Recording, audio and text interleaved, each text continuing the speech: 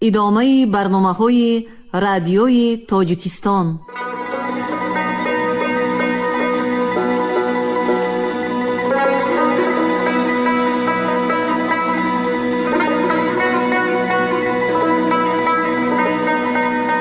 السلام علیکم شنونده های گرامی، با توجه شما گفتاری ادبی از سلسله خوانش بدیعی اثری نویسنده بزرگ تاجیک صدرالدین عینی، یادداشت‌ها در قرائت عبدالرشید خوجامقلوف. قسم دوم، گفتاری 35. این خانه ز خشتی کهنه انداختم، در وی جشن ز رفتگان ساختم. تا اهل زمان ما بدانند که من یک عمر جوانی به چی ره باختم. مؤلف.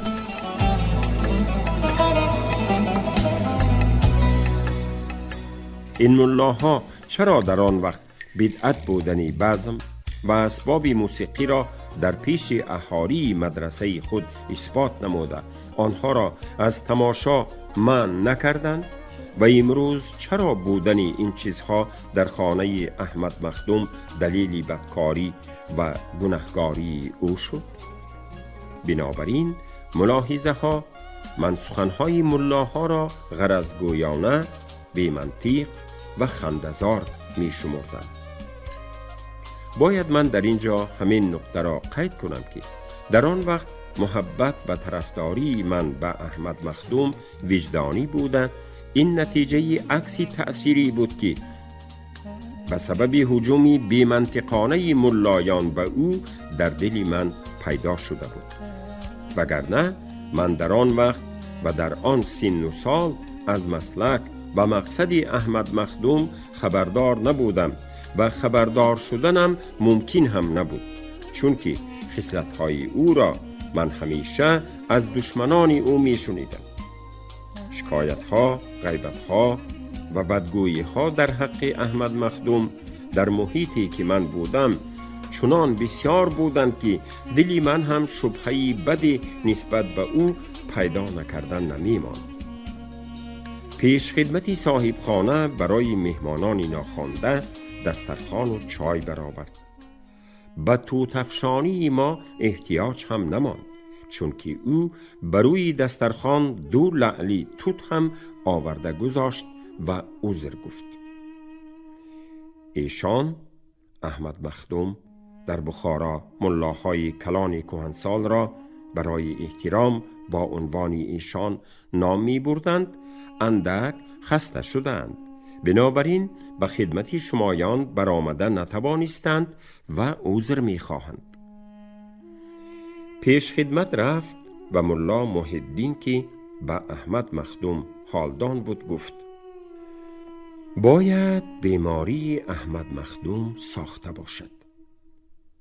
عادت او این است که در همین بالاخانه می نشیند و آیندگان را وقتی در آمدنشان از دروازه، حتی وقتی برگشتنشان از کوچه کلان به پس کوچه می بیند و اگر صحبتی آینده یا آیندگان را برای خودگران و نافارم حس کند، از اینجا فرامده از آن دری که در پیشگاه ایوان زیرین هست در آمده به خانه دیگر گذشته خود را بیمار ساخته می خوابد. شما را هم که بد می بیند عجب نیست که گریخته رفته خود را بیمار ساخته باشد. چرا ما را بد می بیند؟ گفت قاری بیگی. مگر ما مانند او گمراهیم؟ من نمی گویم که شمایان گمراهید یا او، گفت ملا محی الدین، اما همین قدر را می بینم که در بین شمایان ضدیت هست. چنان که آتش آب را دوست نمی دارد، این چنین آب هم آتش را دوست نمی دارد. مادام که شمایان او را بد می بینید، از او نسبت به خود دوستداری و مهربانی طلب کردنتان نادرست و غیر منطقی است. داماللای من ملا عبدالسلام به گپ همراه شده گفت: احمد مخدوم ذاتاً متکبر کلانگیر است و حالان که خدا کبر و غرور را از صفتهای شیطان شمرده است. ملا محی الدین سخن او را بریده پرسید: به چی دلیل شما احمد مخدوم را کلانگیر می شماری؟ دلیل این است که، گفت ملا عبدالسلام، من بارها دیدم او به مدرسه می درآید و کلانان مدرسه به پای خیسته او را احترام نموده سلام می دهند، اما او لااقل جواب سلام را که فرض است نمی گرداند. این کلانگیری نبوده چی بود؟ همان کلانانی که، گفت ملا محی الدین در جواب، در میان سرای مدرسه راست خیسته تعظیم نموده به او سلام می دهند، در خود همان وقت در دلشان حقارت می دهند و بعد از گذشتن او باشد روی راست او را بدعتکار کافر می گویند که این را شما هم این کار نمی کنید. معنی کافر گفتن چیست؟ نظر به قانون بخارا کشتن باب گفتن است. احمد مخدوم با فراستی که دارد این را میداند و میداند که آن احترام و سلام آنها منافقی است و او باشد نفاق کردن را نمیخواهد. بنابراین هرچی در دل دارد روی راست ظاهر می کند و به سلامشان جواب نمی دهد. در این میان پیش خدمت یک طبق شیربرنج گرم را که بر رویش روغنی زرد داغ ریختگی بود آورده به دسترخوان نهاد و خود برآمده رفت. ملا محی الدین سخنش را که با آمدن پیش خدمت بریده شده بود دوام کننده گفت: من بارها از احمد مخدوم شنیدم که می گفت نفاق بدترین صفتهای آدمی است. من خود را به کشتن می دهم اما منافقی نمی کنم. اما ما و شما، ملا محی الدین برای سبکتر کردن باری همصحبتان خودش را همراه کرده گفت: اما ما و شما از بس که به نفاق عادت کرده ایم قباحت وی به نظرمان نمی نماید، وگرنه در حقیقت دل دیگر و زبان دیگر بودن بدترین خصلت هاست.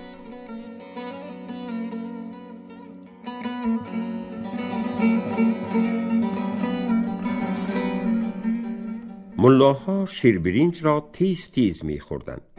به شاریده ریختنی روغنی آش از بین پنجه اشان به دسترخوان هم اهمیت نمی دادند.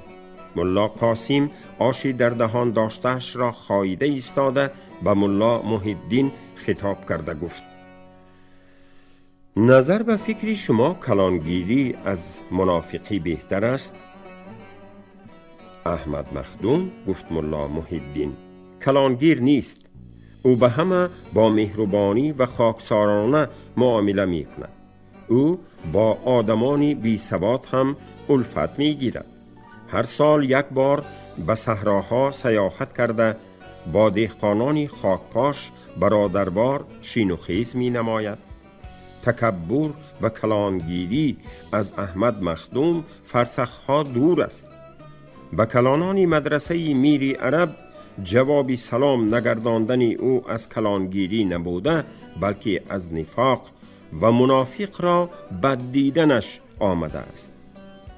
ملا عبدالسلام که از همه پیشتر از آش دست کشیده دست خود را پاک می کرد به ملا محی الدین نگاه کرده گفت: خوب گیریم که احمد مخدوم کلانگیر نیست، گیریم که او نفاق و منافق را بد می بیند، بنابراین به سلام کلانان مدرسه جواب نمی گرداند. آخر این را هم مگر او نمی داند که عربها گفتند میهمانت را عزت کن اگرچه وی دشمنی تو باشد. مگر ما از دشمنی او هم بدتریم که ما را حرمت کرده به پیشمان نبرآمد؟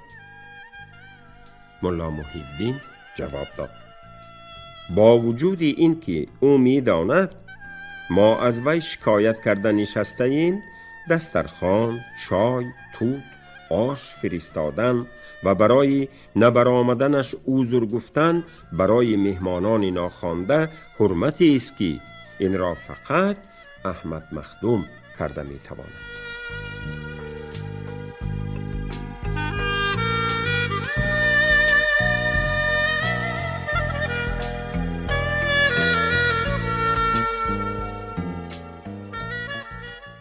ما از خانه احمد مخدوم با شکمهای سیر برآمده آهسته آهسته برگشتیم. ملا محی الدین در گذری کلابات که خانه‌اش در آنجا بوده است از ما جدا شده ماند. خوجینان من تا به مدرسه آمدن شکایتشان را از احمد مخدوم دوام کناندند. اکنون سخنانشان را خیلی آزادانه می گفتند، چون که اکنون در بینشان مانند ملا محی الدین کسی که احمد مخدوم را طرفداری کرده به کاری عادتی آنها خلل رساند نبود. من باشم درباره ملا محی الدین فکر می کردم. او در بین شریک درسان خود به نافهمی و نادانی مشهور بود. حتی بعضی همدرسانش بروی وی می گفتند: شریک، شما خوانده چی کار می کنید؟ از دو سر ملای درست نمی شوید. یک لبی نان باشد در همین لوح و جدول و قلم موین هم می یابی.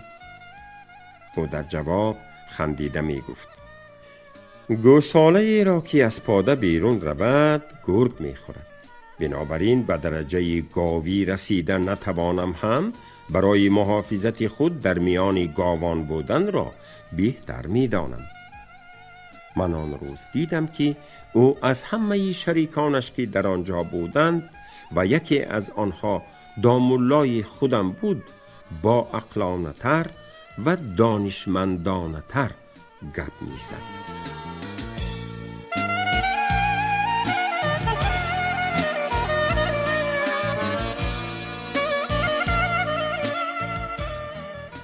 تحصیل سال 1890-91 به آخر رسید. برابری تمام شدن تحصیل آذوقه و خرجی اکه هم تمام شد. او برای امامتی یا مکتبداری کردن به صحرا برآمدن خواست. یک شریک ترکمنی کرکیگیش خواست که او را همراه خود به دشت ترکمن ببرد. در آنجا شما را در یگان اوبه مکتبدار می کنم گفت. من زبان ترکمنی آن سو ایستد حتی زبان ازبکی را درست نمی دانم. در آنجا ترکمن بچگان را که زبان تاجیکی را نمی دانند چگونه سبق می دهم؟ گفت اکم در جواب: برای در اوبه ترکمن مکتبداری کردن نه زبان ترکمنی را دانستن لازم است نه چیزی را یاد دادن. گفت ملای ترکمن و ایضاح داد: ترکمن‌های بای فقط برای نام مکتبدار نگاه می دارند تا که مردم گویند فلان بای در اوبه خود مکتب گشاده است. برای در اوبه ترکمن مکتبداری کردن تنها با ایشان ترکمن مراسا کردن را دانستن و توانستن در کار است. صاحب زنده و مرده ترکمن ها ایشانان آنها اند. ایشانان ترکمن هم مرید می گیرند هم امامتی می کنند، یعنی مراسم نکاح و جنازه ترکمنان را بجا می آرند، اما مکتبداری نمی کنند. سبب این در این جاست که بیشترین آنها خود بی سوادند، لیکن به نظر خلق مکتبداری را کاری پست و به شأن خودشان نامناسب نشان می دهند. اما مکتبداری را که آنها را حرمت کند و در غیبشان هم در پیش مردم آنها را تعریف نماید یاری می دهند، وگرنه این مکتبدار نادان است گفته در اوبه راه نمی دهند.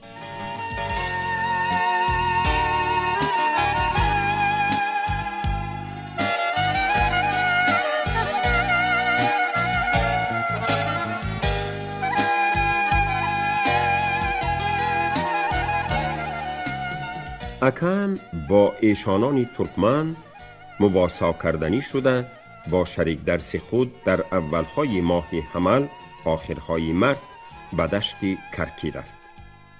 من با خوجینان خود تا گرم شدن هوا تا آخرهای ایام توتپزی در بخارا ماندم. وقتی که آنها به صحرا برآمدن خواستند، من هم همراه آنها رفتم.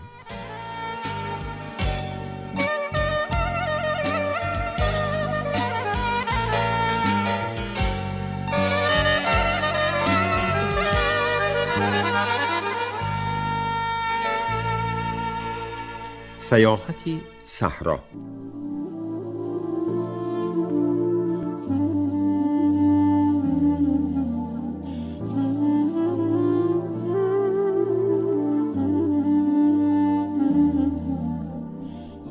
من همراه داماللای کنجکیم ملا عبدالسلام که از خوجین‌های اساسی و حامی من در پیش هم آشانش بود، از شهر برآمده به دیهه محله که خانه او در آنجا بود آمده فرا آمدم و از آنجا به دیهه محله بالا به خانه بابا و مادرکلان مادریم رفتم که دادرانم آنجا بودند. اما مرا در آنجا یک مصیبت بسیار سخت پیشواز گرفت. دادر خردترکم کرام‌الدین که من او را بسیارتر دوست می داشتم و یک آدمی درست شده برآمدن او را امیدوار بودم، در زمستان همان سال مرده بوده است.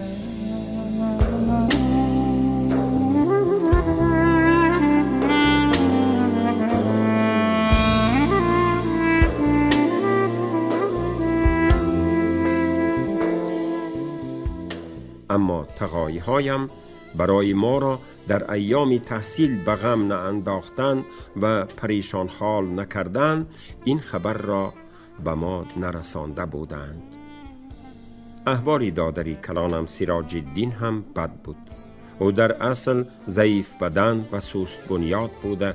در خانه مادر کلانم باز هم سستر، ضعیفتر و لاغرتر شده بود. معلوم بود که دادری خوردم با وجود این که بدنش نسبت به سالش قوی بود، از جهت خردسالیش به کمخوراکی و بدخوراکی تاب آورده نتوانسته است. دادری کلانم که کلان سالتر بود، یک درجه به زندگانی سخت تاب آوری کرده، تا حال زنده مانده باشد هم احوالش به مردن نزدیک رسیدنش را نشان میداد. احوال زندگانی خانواده بابایم نظر به پیشتره چند درجه بد شده بود. پگاهانی یک کف ماش را با یک کف آردی جواری سفید به یک دیگی کلانی پرآب انداخته جوشانده، نامی وی را ماشابه مانده، هر کس یک کاسگی از وی آبی ماشناک دم می کشید. پیشین نانی زغاره‌ای از آردی جواری سفید پخته شده را با آبی سرد می خوردند و بیگاهی با 2 سر پیازابه پخته با همان زغاره می خوردند، یا اینکه آبی ماشناکی پگاهانی را در شب هم تکرار می کردند. مادرکلانی 70 ساله هم با تأثیر داغ‌های فرزند و بدی زندگانی از جا جنبیده نمی توانست. بابایم که سنش از 80 گذشتگی بود، از زنی خود پرقوت‌تر نمی نمود. روشن نیاز نام تقاضیم به کارهای دهقانی مشغولی می کرد. چند روزی که من در آنجا بودم، احوال او را با دقت ملاحظه کردم. او بیگاهانی بعد از تاریک شدن از یابان می آمد، به خانه مادرش در آمده دمی گرمی برای خودش گذاشته را خورده از جایش می خیست، به پدر و مادرش یک نگاهی حسرت آمیزی می کرد و به چشمانش آب چرخ می زد. بعد از آن به کسی چیزی نگفته به خانه خودش رفته می خوابید. باز پگاهانی از همان آبی گرمی ماشدار یک کاسه اش را فرو برده، یک دانه زغاره را در بغل گرفته به کاری صحرا می رفت. نظر به قول مادر کلانم، روشن نیاز را خدا فقط از برای مهنت آفریده است. او می گفت در سالهایی هم که احوال زندگانی ما اینقدر بد نبود، روشن نیاز و کسی گپ نزده و برای خود یگان چیز طلب نکرده کار میکرد. اما آن وقتها اینقدر غمگین و مایوس نبود. اما در سالهای آخر احوال ما بسیار بد شد. سالی وبا از دهقانی چیزی نروید. سالی گذشته یک مقدار حاصل رویده باشد هم در ما غیر از 3 من 24 پود ماش، 5 من 40 پود جواری سفید چیزی نماند. تخمی کیشت را که از عبدالرحمن بای قرض گرفته بودیم از سر خیرمند دوچند کرده به او دادیم. مالیات زمین انداز و 10 وقف را املاکدار خانه سوخته و اجارهدار خدابی خبر 30 چند کرده گرفتند و انداز حاصلی در سال وبا به سبب بی‌حاصلی نرویده را هم به حاصلی سال گذشته ضم کرده ستاندند. انا بعد از همین احوال روشن نیاز به درجه رسید که من به بسیار عمر دیدن او امید ندارم. تقایی از همه خوردم نیازخان چوپانی میکرد. او چند سر گوسفندان کسانی دیگر را در چول میچرانید و بیشترین وقتهای تابستانی و زمستانی او در چولی قزل میگذشت. نظر به قول مادر کلانم گوسفندان در سال وبا بی نگاه و بین و لاغر مانده، در زمستان سال وبا بیشترین آنها در چول حرام مردند. بره های گوسفندان زنده مانده را برای زیاد کردن نسلشان امسال نکشتند و بنابراین از چاروا امسال هیچ درآمد نشده است. درآمد گوسفندان قراکوری پوستی بره آنهاست که در وقت زاییدنشان میکشند. حق چوپانی که عبارت از پشم گوسفندان کسانه است به حساب زکات گوسفندان سال وبا تلف شده به زکات چی رفته است و خوراک و پوشاک تقایی چوپانم به گردن دهقانی ناشود باری بر زیاد شده مانده است. قربان نیاز که بعد از مردن تقایی کلانم ملا دهقان کلانترین تقایی هایم شده مانده بود، بعد از قاضیگی را پرتافته رفتن قاضی عبدالواحد او ملازمی را ترک کرده است و به پخته کشی در آمده است. او از پخته جلابان غوزه جایداری را برکشیده می گرفت. غوزه را کشیده از حلاجی گذرانیده پخته و پنبدانه را برکشیده به بای می سپرد و در این خدمت خود حقی ناچیزی به او می رسید. مادر کلانم گفت من و بابایت فقط با غیرت همین تقاییت نمرده ایستاده ایم. او از این کاری خود پوشاکی اهل خانواده را به قدری ضرور تیار کرده و بالای این به ما گاها کمتر گوشت و نبات هم آورده می دهد که در این پیری در تنی فرتود شده ای ما مداری می شود. نظر به قول مادر کلانم قربان نیاز از پخته کشی هرچی یابد فقط از غیرت خود و از بسیار کار کردن خود می یافته است، وگرنه درآمد ناچیزی این کار و کسانی که از عادت بیرون بسیار کار کردن نمی توانند به جای نمی رسیده است. در حقیقت با غیرت کار کردن این آدمی آهنین بدن مرا در حیرت انداخت. در وقتی که من به آنجا رفتم موسمی پخته کشی تمام شده بود. با وجود این قربان نیاز در بدری پخته جلابان رفته 1 من 2 من غوزه یافته می آمد. وقتی که غوزه به دستش در آمد خودش، زنش و زنی روشن نیاز به غوزه کشی می در آمدند. بعد از 1 مقدار پخته کشیده شدن او به سر حلاجی می نشست و تیری حلاجی وی مانند چرخ آسیا تیز می گشت. غوزه کشان که 2 نفر زن بودند من هم به آنها یاری می دادم چال و کمپیر هم به قدر قوتشان به غوزکشی همراهی می کردند. همه اینها به حلاجی وی پخته رسانده نمی توانستند.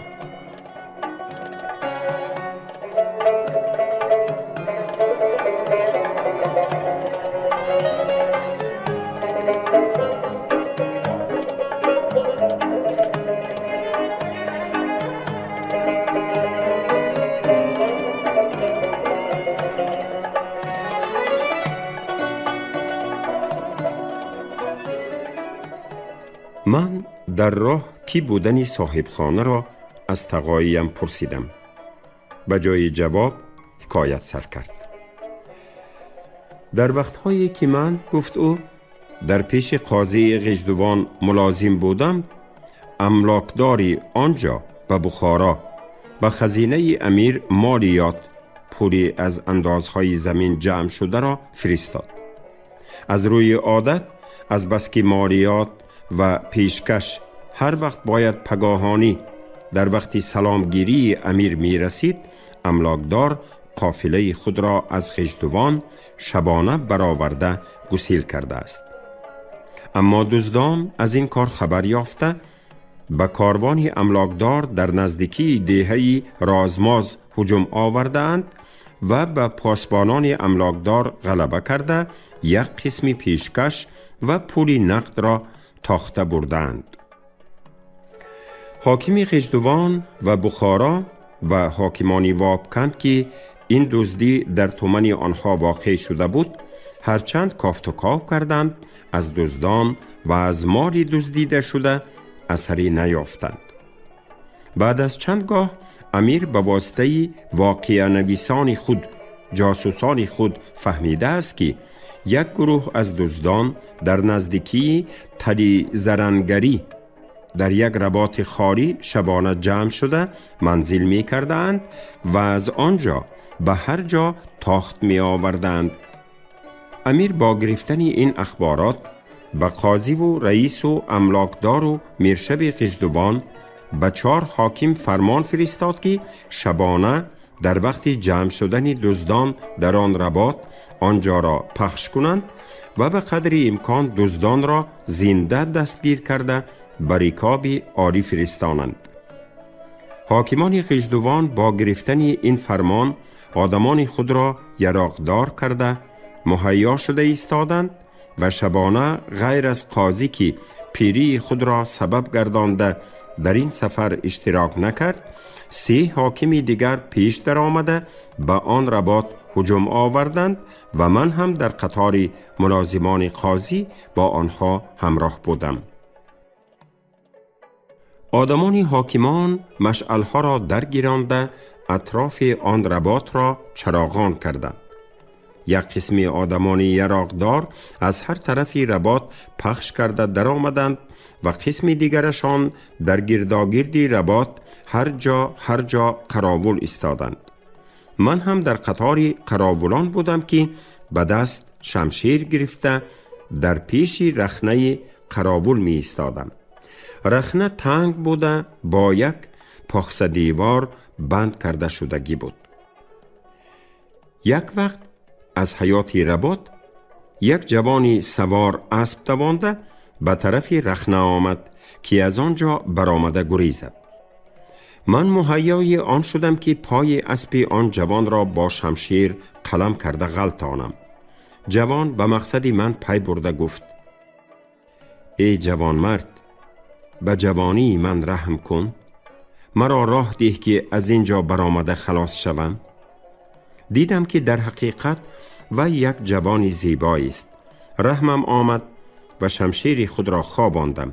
او از رخنه برآمده به در رفت. شما گفتار 35 رو از روی اثری نویسنده بزرگ تاجیک صدرالدین عینی یادداشت‌ها شنیدید. راوی عبدالرشید خوجمقلوف، کارگردان شیرعلی نغزلی. پایان گفتار ادبی از سلسله خوانش بدیعی.